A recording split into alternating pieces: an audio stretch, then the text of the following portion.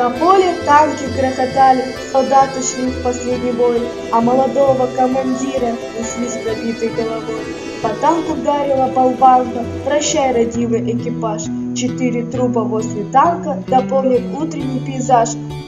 Машина пламенем объята, вот-вот вранет военкомплект. А жить так хочется, ребята, и вылезать уж мочи нет. Нас извлекут из-под обломков, поднимут на руки каркас, и залпы башенных орудий в последний путь проводят нас. И полетят тут телеграммы родных и близких известить, что сын ваш больше не вернется и не приедет погостить.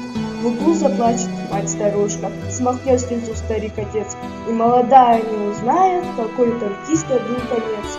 И будет карточка пылиться на полке пожелтевших книг, в военной форме при погонах, и ей он больше не живет.